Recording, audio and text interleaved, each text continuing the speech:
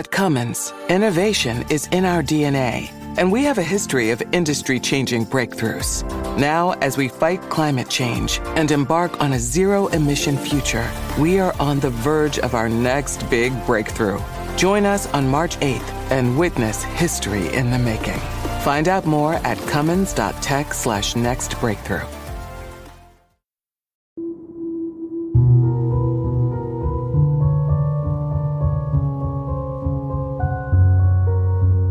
Hi, I'm Michelle Ward. As a mom, I've looked my children in the eyes with love and hoped I can lead them toward a bright, wonderful future. But as a neurocriminologist who's been studying violent crime for the last 20 years, I've also quietly hoped that at the very least, I'm not raising a future serial killer. And if you can relate to that taboo thought, congratulations, you've just found your new favorite podcast. This is How Not to Raise a Serial Killer. Rachel, hi. Thank you for coming back to How Not to Raise a Serial Killer. How are you? I'm good. I'm excited to be here. It's my pleasure. Going onto your podcast was one of my favorite things to decide if people were looking at dating profiles and deciding whether or not it was Prince Charming or a serial killer and getting to swipe accordingly. We're doing kind of what we did on your podcast, we're going to do on this one. You know, Rachel has a podcast called Love Before 100. And maybe you can give a little background on what that is, Rachel. It's essentially, I call it a combination of Sex and the City meets Jackass, where I have a list of things that I'm going to do to find love. And Michelle was so gracious to come on and assist me in creating a dating app profile and then also looking for serial killers. And I got a lot of good feedback on that episode saying how helpful it was to know what we're looking for. So I'm excited to kind of expand upon that in your episode today when we look at this serial killer. Rachel's background, Rachel's been on my show before, and she is an attorney.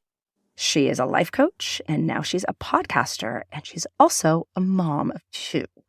So she can help me come at this from several different angles, especially since her podcast is about dating apps, and that's what we're going to dive into. Rachel, today we're going to cover a case that you actually brought to me, somebody named Khalil Wheeler-Weaver. This episode should be required listening for anybody who's been on dating apps because it's scary as shit.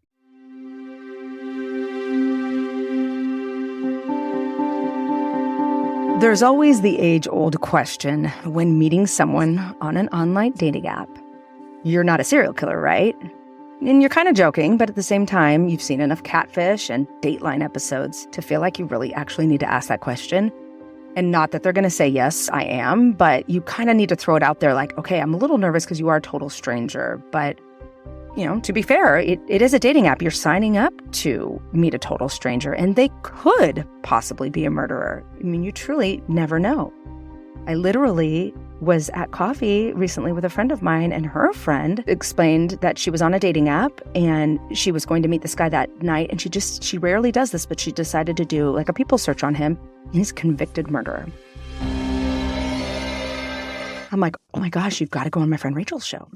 I don't think she wants to. I think she's scared. Those exact words, "You're not a serial killer, are you?" were spoken by a girl named Sarah Butler, and she is a victim in today's case. And she said this when she was jokingly flirting with a potential date on an app called Tagged. And this is, you know, a typical online dating app meant to flirt, chat, date, meet new people. What they all say they're doing. Sarah was one of 4 women to match with serial killer Khalil Wheeler-Weaver, the first victim being 19-year-old Robin West. And the case all began when a house fire was revealed to be a mere cover-up for a rape and a murder, and it eventually led to the discovery of a missing woman's body.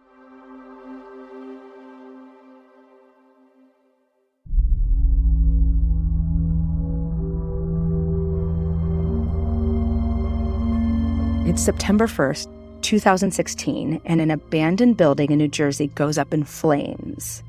And only after putting out the fire did police and firefighters find this unexpected discovery. It's here that they locate the body of missing woman Robin West. Robin reportedly worked as a sex worker out of a hotel in Union Township and originated from Chester, Pennsylvania.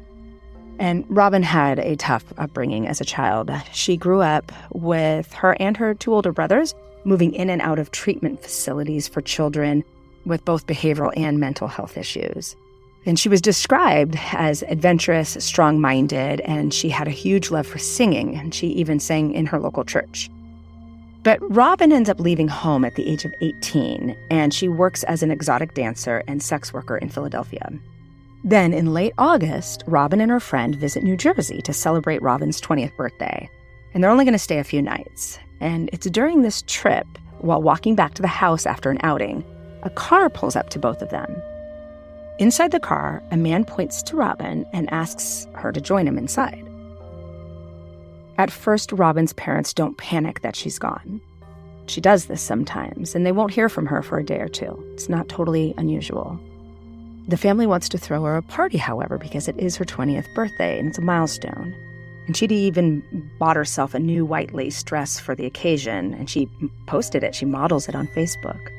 But finally, after a week of not hearing from Robin, the family reports her missing. Then another week goes by, and Robin's mom calls her father and says, "They found Robin." And her father gets excited and says, "Okay, let's put gas in the car, let's go get her." And then the moment no parent ever wants to hear or say, Robin's mom replies, "No, they found her body."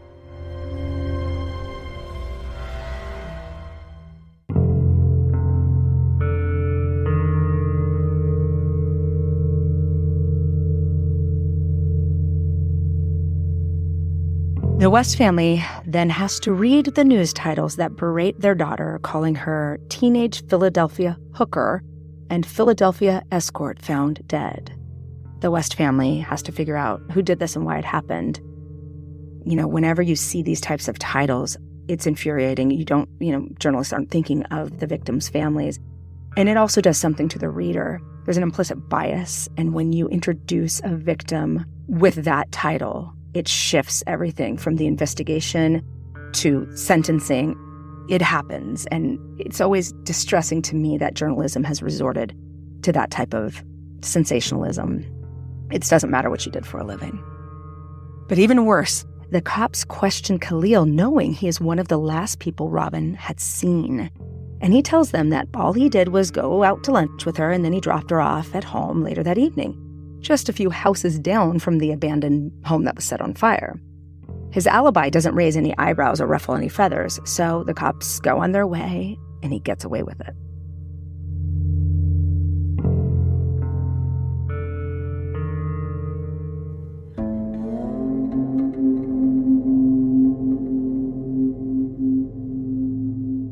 Then, on October 22nd, 2016, the next victim appears.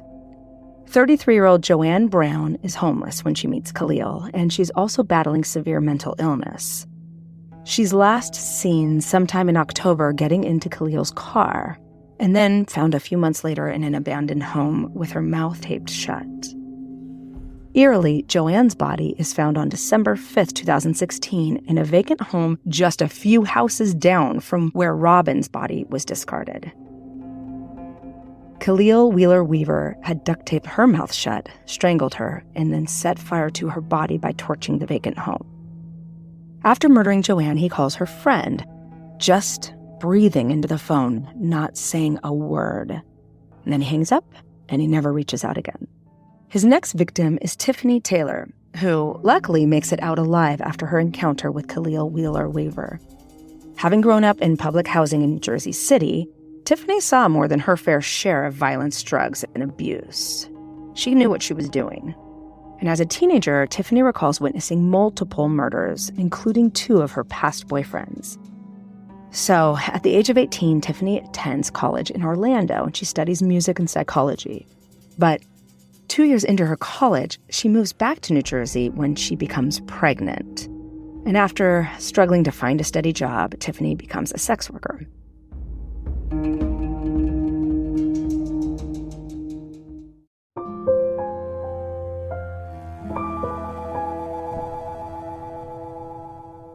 Tiffany meets Khalil through a mutual friend in 2016.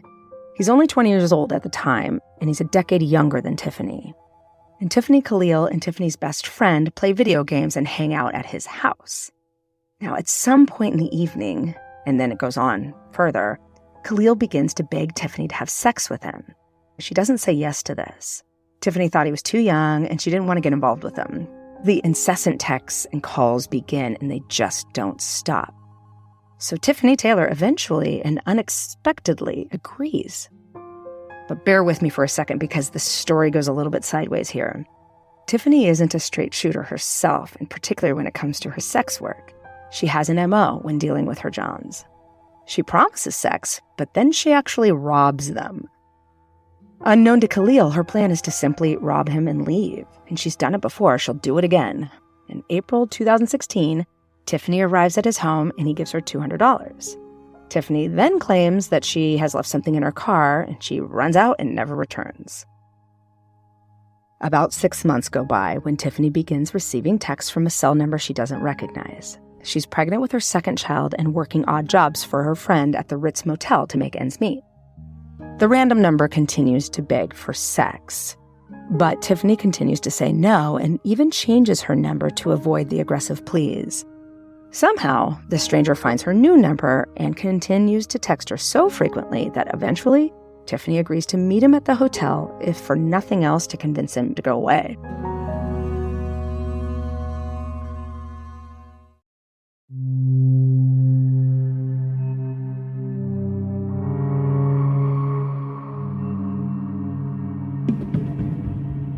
It's a very cold night that night, which could have made this a little less unnerving, but the stranger shows up in a ski mask. Still, Tiffany lets him into her car that she has borrowed from her friend.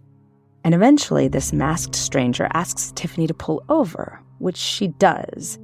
And that is the last moment she remembers, because as soon as she pulls the car off the road, the man delivers a blow to the back of her head, knocking her unconscious. When Tiffany wakes up, she's handcuffed in the back of the car and in a chokehold as the stranger sexually assaults her. He has wrapped her head in duct tape, further restricting her breathing. Then he takes off his ski mask and reveals himself as Khalil Wheeler-Weaver. Tiffany screams. She begs for her life. She's telling Wheeler-Weaver that she's pregnant. And he responds with, "I know." And Taylor says she knew for sure at that moment he was going to kill her. Tiffany has street smarts, and she knows she has to think fast. And through the tears, she begs for Khalil to loosen the handcuffs just a little bit. And when he agrees to do it, Tiffany realizes that she can outsmart him more, so she keeps talking. Tiffany reminds him that their entire conversation is stored on her phone, and that phone is back at the motel. And she lets him know that, hey, all of that information is going to incriminate you. It's going to connect you with me. So suddenly nervous, Khalil starts the car and heads back to the motel, but not before victimizing himself, saying, "Nobody likes me. Why do I have to pay for a girl to show me a good time and give me attention?" So he's now the victim in this rape, potential murder situation. As they arrive back to the hotel, Tiffany slips her hands out of the handcuff. So she's kind of double-jointed and flexible, but she keeps up the ruse. So Khalil rips the duct tape from her face, and he doesn't know about the handcuffs. So together they walk to her motel room, and she's still wearing them, or he thinks she does.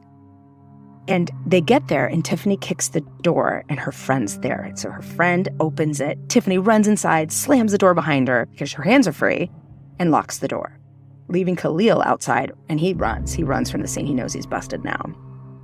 Tiffany even texts Khalil a few minutes later, claiming she won't call the police if he returns her friend's car keys. She's obviously lying. She's already called the police. But what's even crazier is Khalil does come back, drops her keys on the stairs in front of the building security, and runs. So when the police enter the motel, Tiffany tells them everything, how Khalil sexually assaulted her, kidnapped her, and attempted to kill her. She tells them his name, shows them her phone with proof of the meeting, and she's still wearing the damn handcuffs. So this chick's a badass. She knows that she's up against their inherent bias against sex workers, but she doesn't care. She knows she can prove that she was violently raped and it was planned. Or she thinks. Instead, as we've seen over and over again, the cops don't believe her. They actually threaten to arrest her for prostitution. Despite all of the evidence Tiffany presents to the police, they won't believe her. And they have blood on their hands because 1 week later, Khalil Wheeler-Weaver kills his next victim, 20-year-old Sarah Butler.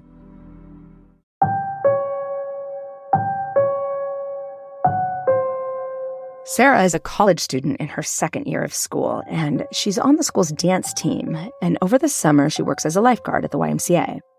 She's described as cheerful, energetic, and bubbly, but was currently going through a rough patch. So during her freshman year, she had to commute to school, and that can be tough. But her sophomore year, she's excited because she gets to stay on campus. But unfortunately, she starts to have trouble making friends, and she also has problems with her roommate. She doesn't get along with her roommate. And it's during this lonely period that she downloads Tagged. She meets somebody named Lil Yacht-Rock and exchanges multiple texts back and forth. And it's at this point when Khalil texts her and says he would pay her $500 for sex, and then she becomes nervous. She texts him back, "You're not a serial killer, right?" And despite her intuition, Sarah drives her family's car to meet him, and she is never seen again.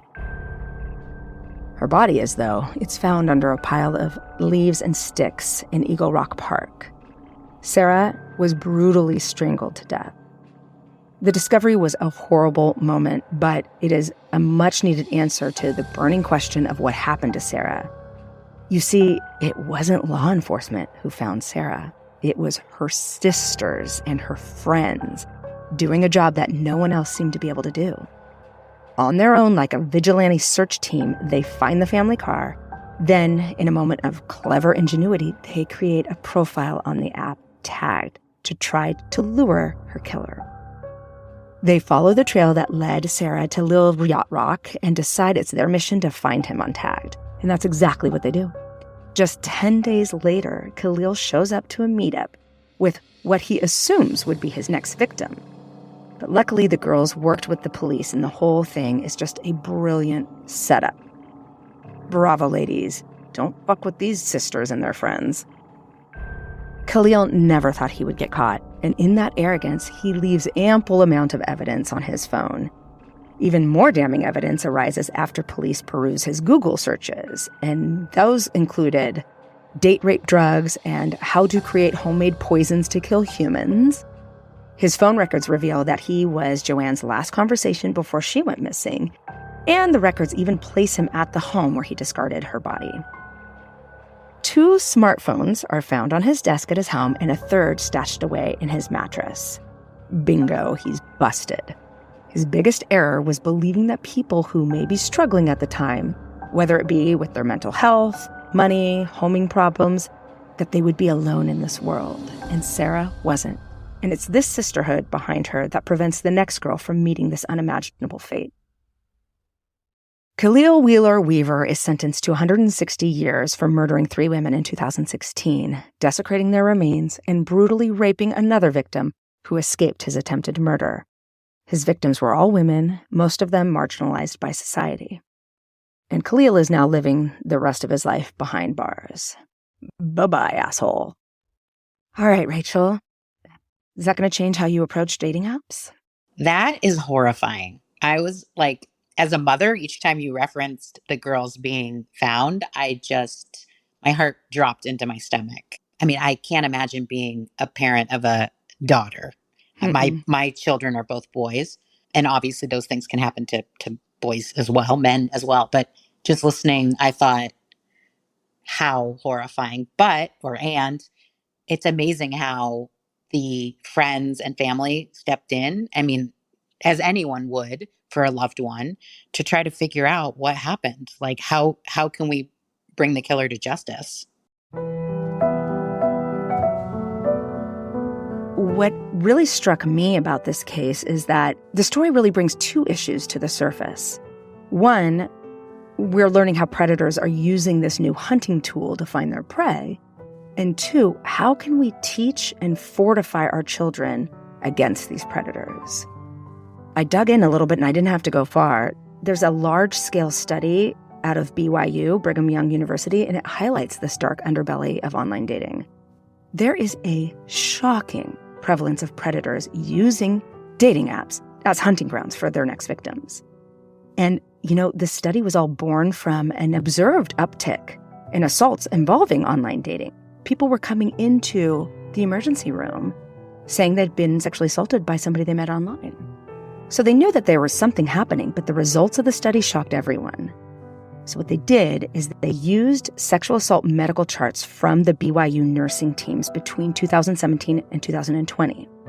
It revealed, get this, that 14% of the nearly 2,000 acquaintance rapes were from first meetings on dating apps. We're not talking about the grab off the street, drag down a dark alley, and rape. Those are actually quite rare. This type of acquaintance rape is how the majority of rapes occur. Someone lures you into what seems like a potentially normal or safe situation, and then they strike. But Rachel, naively, I thought dating app violence was quite rare. It's something that would make the news. These are available heuristics. They're not something happening regularly, but I am wrong. And if this statistic weren't shocking enough, the study unearthed another unexpected and altogether harrowing fact about these predators. They target victims who have mental illness or other vulnerabilities. They know what they're doing. And what's more, the nature of these acquaintance rapes is entirely more violent than the other types of acquaintance rapes. That's so scary to me. It's already widely known that women with mental illnesses are far more likely to become victims of sexual assault, to the tune of 47%. But brace yourself for this next troubling statistic. This study showed a whopping 60% of those whose rape was a result of a first meetup on a dating app suffered from a mental illness. I want to pause here for a second. I'm not saying they put schizophrenia in their tagline. I'm not saying they're talking about their major depression in their description. These predators are picking up on it. They're figuring it out from the dating profiles. Well, I would say that they're probably figuring it out from the chats too, because one of the things that I know happens as a participant in dating app conversations is that, and usually, or in my experience, it's this creating this sense of false intimacy, which lends many people to create a notion of a relationship. And usually it ends up just with like a heartbreak. In this scenario that we're talking about, it ends up obviously much more serious and much more dangerous. But the sense is the false intimacy is created by, like, I've had men say, like, I've cried twice this week, right? They will, and I believe, initiate a conversation where they're vulnerable.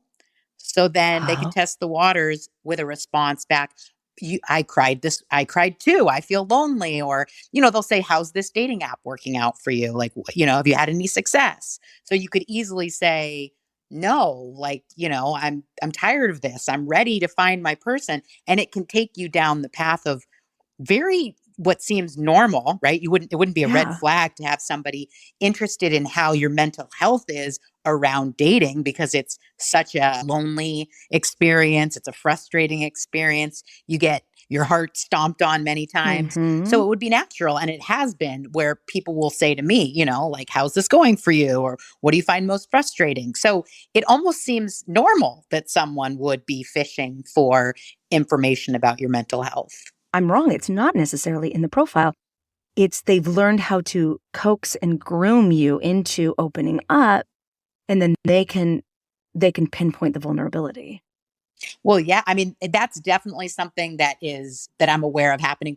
And typically how I'm aware of it happening is because that's how they get you to sleep with them early on or whatever. Fair. And then they ghost or they leave or whatever. It's not as sinister as what we're talking about, but essentially it's the same kind of strategy. The strategy is the same, but rather than just trying to get sex, which a lot of people do on these dating apps, these are actual killers. They're predators who are probably looking for sex and killing.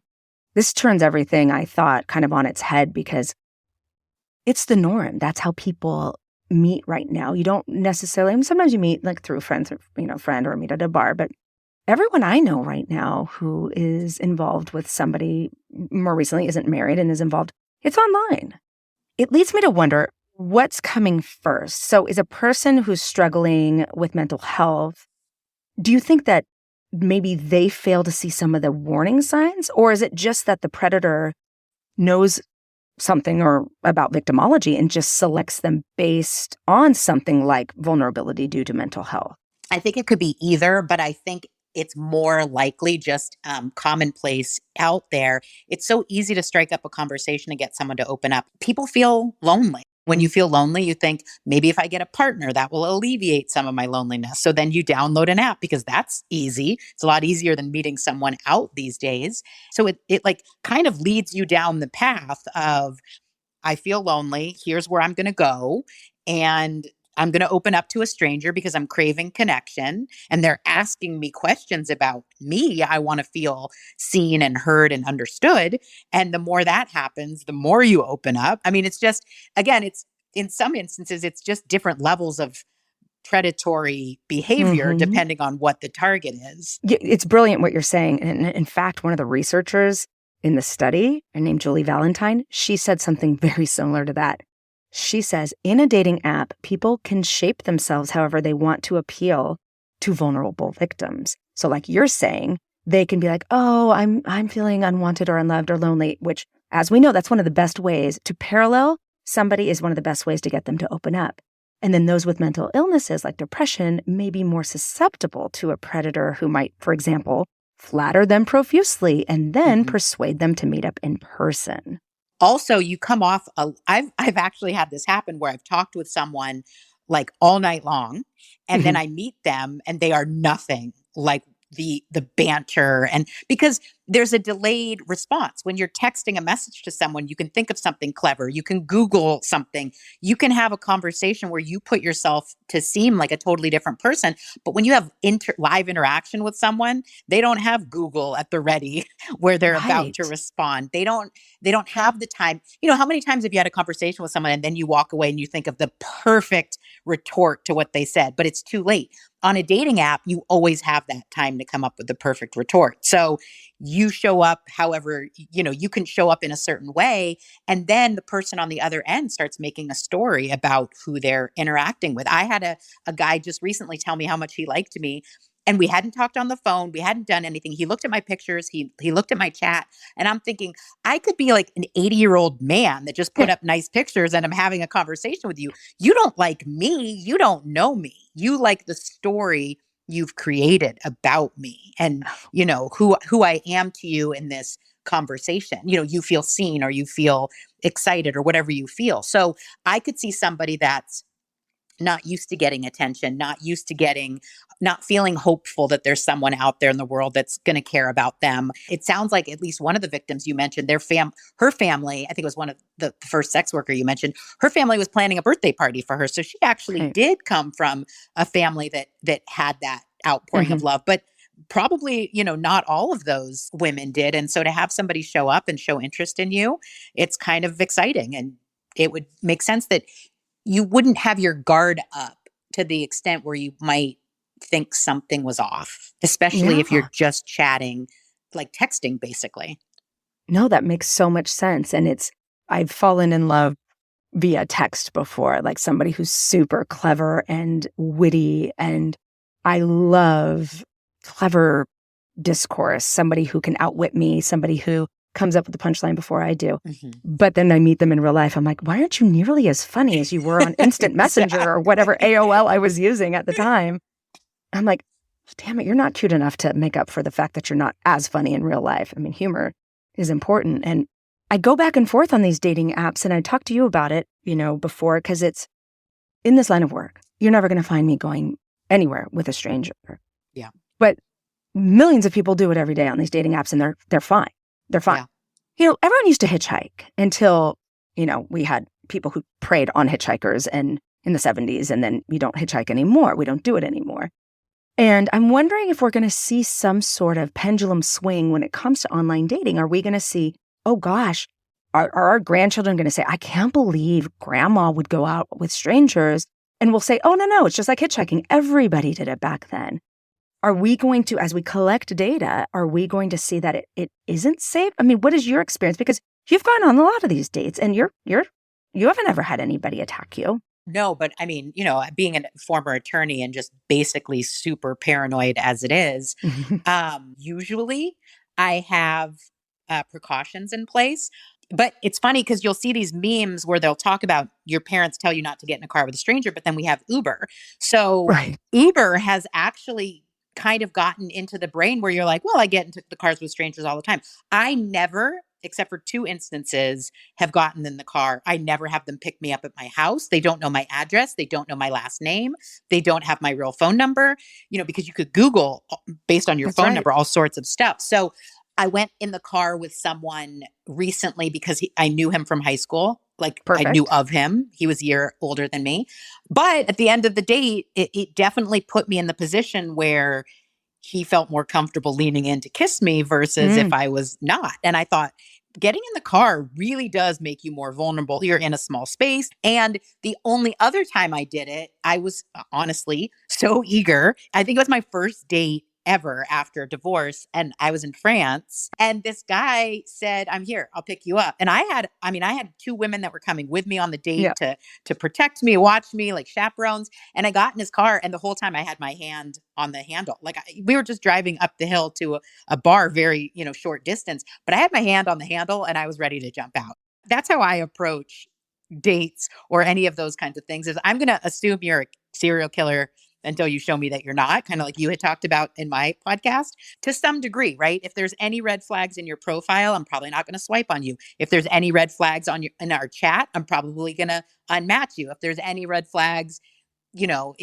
as we progress, I'm going to take the necessary, steps, good or bad. I'm not going to let my guard down very easily. And I don't know that most people walk through life that way. I hope they don't, because it's not good for building relationships, but it Yeah. is good for personal safety. So I am hoping that the pendulum swings back the other way, where people really realize, there is a lot of mental illness. There are a lot of Mhm. people hurting. There are evil people out there, and Mhm. we have to protect ourselves. And we have to protect our loved ones from that to the degree that we can, while still staying open to love and connect. I mean, it's just this crazy kind of duality of protecting yourself, but also giving people the benefit of doubt and seeing that there are good people in the world. And, but in the dating world, it's definitely scary. And the dating app, I've seen a lot of people playfully call it people shopping, online people shopping, right? And I mean, if I was a serial killer, that is where I would go to find people, Right. like fish in a barrel situation. They're all there. They want to meet you. I mean, same thing. It's the same exact reason if you're single. That's where you go. It's a lot easier than walking the aisles at the supermarket trying to find someone not wearing a wedding ring who might be married and just Mhm. is not wearing his wedding ring. I don't think people are as cautious as you are. At least a lot of people I know who are on dating apps. I mean, there's a lot of sex on the first date, and I have no judgment about that. I mean, everybody should enjoy sex. I have no feelings about that. But the only feeling I have when a friend tells me they met somebody on a dating app and went home and slept with them is, how do you know it's not a serial killer? I mean, serial killers are relatively rare. I mean, they're not relatively rare. They're rare.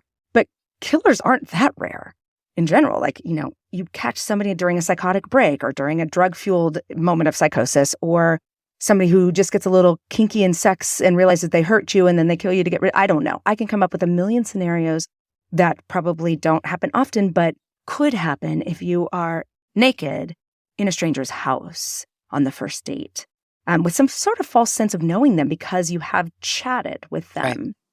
Right. Not But even naked. I mean, I would say I would never go to a non-public. I would, again, not even get in the car in public because they could drive off. I mean, you could be in a very busy parking lot and feel a false sense of security because there's people around. But mhm. how easy would it be for them to just drive off, lock the doors? You know what I mean? So, yes, going to their house and even being dressed, but it's this progression of more dangerous, more vulnerable.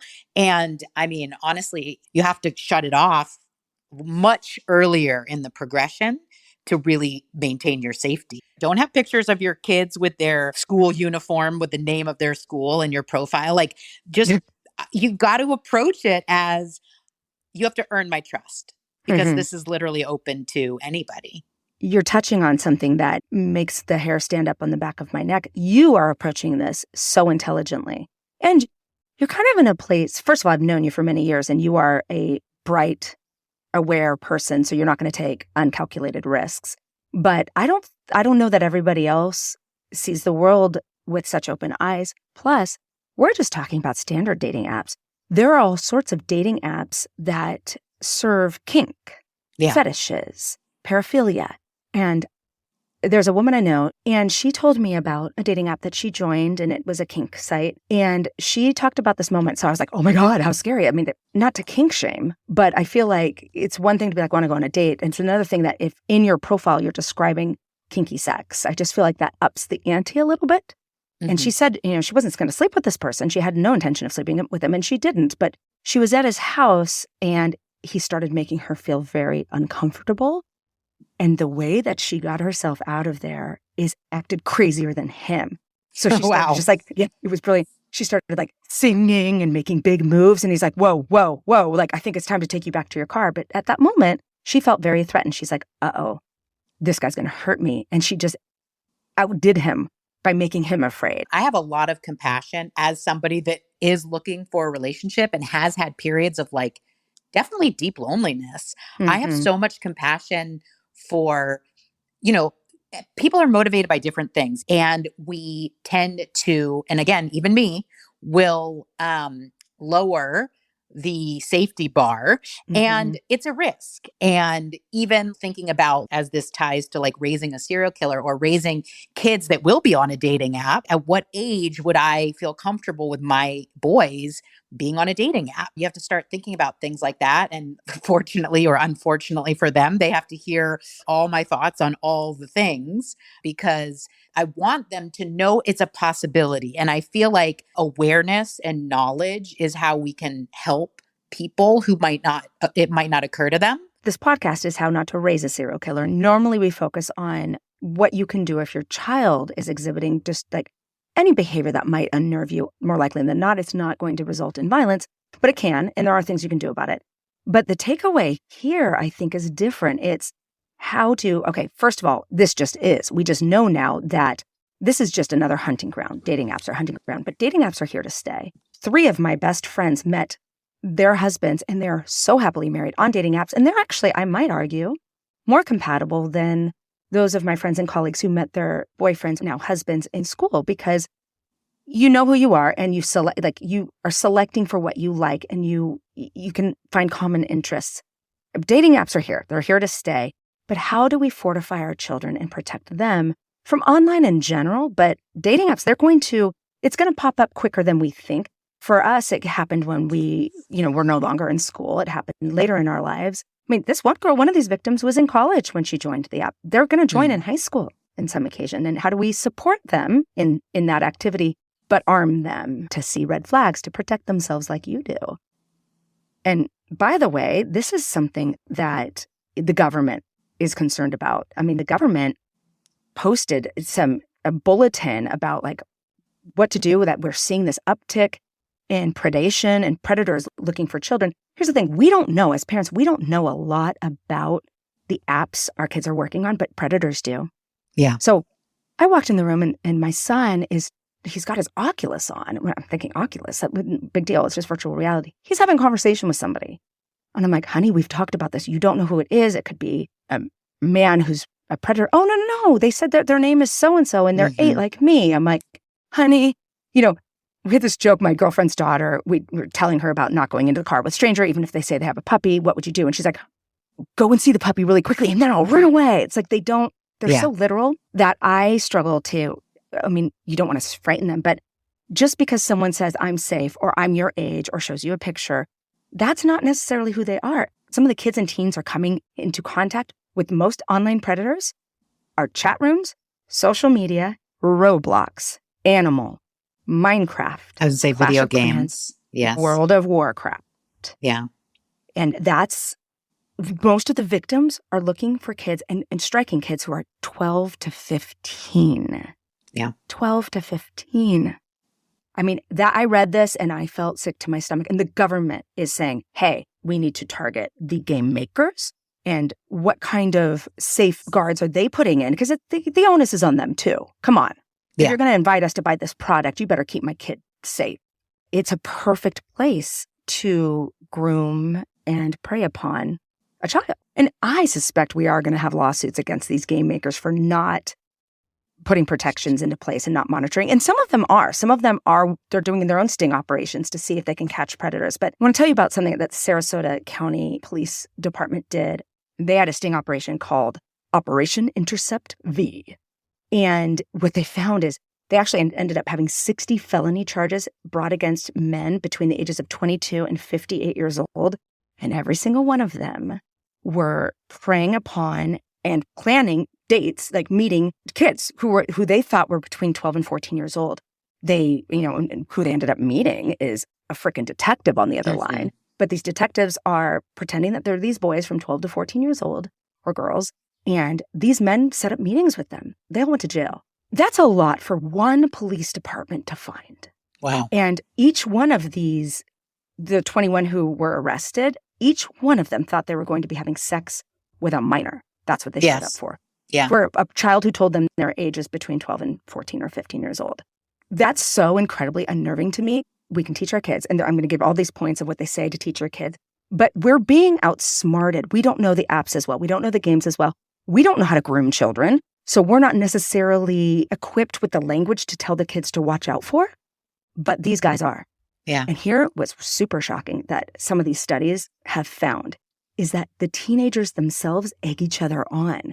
They'll dare each other to engage in inappropriate sex talk online. Sometimes they'll be like, yeah, we knew it could have been a predator, but it was fun. And then you also have that natural urge for teens to, they're stuck between being an adult and a kid. And so they're like, well, I want to feel grown up and important and sexy. And they enjoy the certain level of sexual talk online. They like the attention. And more often than not, when it comes to the teens, what they saw, and I just mentioned one sting, but there are a ton of them, they're noticing that the teens are willingly participating in the relationship with the predator. Yeah. And they almost, with zero equivocation, kept it from their parents. It's just a continuation of what we talked about with dating apps. People are starving for connection these days. They want to feel seen and understood. You have some stranger that's showing interest in you. And no matter if you're 13 and developing or you're 39 or you're 46, when you have a stranger that's showing up with an interest level that these days, I mean, how many times do you get a screen time report from your phone? It's like, you've been on your phone, your screen time has been up 30%. Shame. You've been on for like 45 hours today. And you're like, what? There's not even 45 hours in a day. But somehow, so the more disconnected we are from people, the more someone shows up on your device and they want to connect with you, you're going to engage. It's an invitation, again, to be seen and understood and known and appreciated for who you are. Again, no matter what the age is. I'm reading through the FBI list and it's like, okay, come on now. Now, some of them are obvious. Like, you should look for things like if your child's becoming secretive with the device, if they're hiding the screen, closing out of windows. And my kids do that because I'll be like, no more Roblox. And they come in and they close it out. Or my kids love YouTube. Save emails and suspicious IMs you find, block the person sending it, report the features to the website. Yes. Fine. Call the police. Fine. But really what they say with these like 5 tips to teach your kids with online predators, I mean, don't ever allow your teenager to use an unsupervised device. Yeah. Come on. Ridiculous. And also the genie's out of the bottle. So I can set parental controls, but I didn't know what I didn't know. So now if I go install Bark, which is a great program, and I'm not endorsed by them, but it's a great program that alerts you if anything's coming across any platform that looks suspicious to them. They have an algorithm they've developed, and they alert you if your child is engaging with anything or anything's been sent to them, or if they're going to pages that aren't safe. But I mean, how are you going to do that with your 13-year-old? Come here, son. Yeah. You can't go on YouTube. You can't do this. And even that talk that I went to, the guy gave us a flyer and it had pictures. And one of the things that it talked about was there's an app that looks like a calculator, and it is used to hide. It's like a Trojan horse app. You can hide inappropriate things in there, right? Oh. So I'm thinking, okay, I'm going to check and see if he has this. Well, I left the flyer out. So then my son was like, well, why is a calculator bad? And I was like, dang it. Well, because apparently you can hide things. So You've been foiled. I either educated him that there's an app that he can use, or then I started going, does he know this? Is he lying? But I would say that, if you feel like they may be hiding, they put their phone away, or their phone's always turned upside down. Same thing, like if you've ever been in a relationship where you're suspecting the person of being unfaithful, like, are they hiding things? Are they leaving their phone facing down? Do they turn their screen off when you walk by? Any of those things, like, kind of be willing to get uncomfortable and say, yep.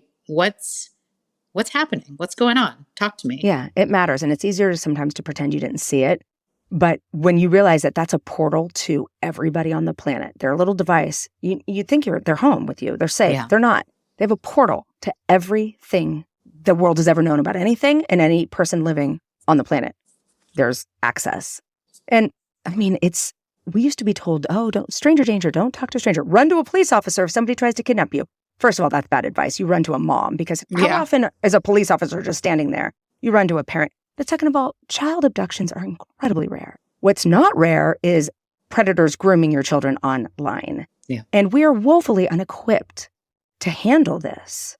I want to turn this around for a second, just because we are How Not to Raise a Serial Killer. Those of you with teens, because teens can be incredible predators. Those of you with teens who are behaving badly, who you have suspicions might be up to no good, who you don't trust alone with young girls. I hate to say that. I hate to put that in your head, but it's not your fault necessarily that your child has some problems. And if I do nothing else with this podcast, I want to relieve some of that parental, every way that my child turns out is all because of my parenting, because we know that's not true. We know that's not true. And sometimes there's not much you can do, but you can do this. If your child has some behaviors that are questionable, it's really like, yeah, we'll try to protect, the other parents will try to protect their kids from being prey, but you can too help and just make sure that if your, 20-year-old son in your basement is online all the time and, you don't really, if they're living in your house and you think that they might be up to something, dig into it a bit. And I'm not necessarily saying that they're going to ask your child over and, rape them, but they can still be damaging them with just the content of the conversations. There is a woman now, I met her at an event, but when she was 13, she fell prey to an online predator. And she told me this story. I get told stories all the time, but looking at her beautiful face, and she was only, maybe 18 or 19 when she was telling me the story. She was a very innocent girl. She came from a great home, very loving family. And she started engaging online with somebody who she thought was a teenager like herself. And he started saying things like, oh, what they normally say, your parents don't understand you. I just want to meet you for a second. I'm only 15, whatever, 16. And she excused herself from dinner one night and pretended she went upstairs. But really, she goes out the front door and gets into his car. And he is not a young boy. He's a man who belongs to this whole group that of S&M, dark web. They have this, they all watch each other. They all talk about it. They have these live streams. And he live streams her as his sexual slave. And that this is a group of people who they're on this chat together talking about sexual slavery and BDSM and all of that. Bear that in mind, that this is the audience. And he takes this 13-year-old and he keeps her as a sex slave for multiple days. And he intended to kill her. And the moral conscience of one of these other creeps kicked in, and he's like, that's a kid, and you're actually doing it. And they called, thank God, they called the FBI. The FBI was able to triangulate, figure out where he was, and they saved this beautiful girl. And she's just like any other innocent girl. There was nothing about her, nothing she was doing is risky. She was at home. Her parents had no clue. No clue. I mean, how fucking scary is that? Yeah, it's horrifying. One thing that kind of jumped out at me, and I mentioned it briefly in the beginning, is that of the acquaintance rapes, which are the vast majority of rapes, those that happened via a dating app facilitated situation, they were much more violent than the other rapes. Rape's violent no matter what. But these that were through the dating apps had very, very distinct, prominent injuries to breasts, genitalia, a ton of strangulation. I have a theory, but I want to hear what you think. I suspect it's because of the acquaintance rapes, they're not connected through a friend or a coworker, that maybe the dating app provides more anonymity and a place where you kind of can fake who you are anyway. You can have a fake life, a fake job, like you do. Yeah. You do it to protect yourself. But, there's a I don't know, like maybe an additional degree of separation. Do you have any reason you could think that these rapes would be more violent than the other acquaintance rapes?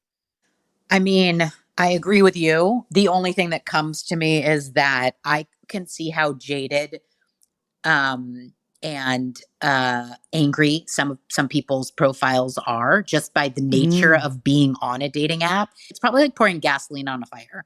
And now you've been rejected and you've been unmatched and you've been ignored and you've been pushed, so that when you do find somebody, you're ready to take out all your rage against women or women on dating apps or whatever category your victim falls into.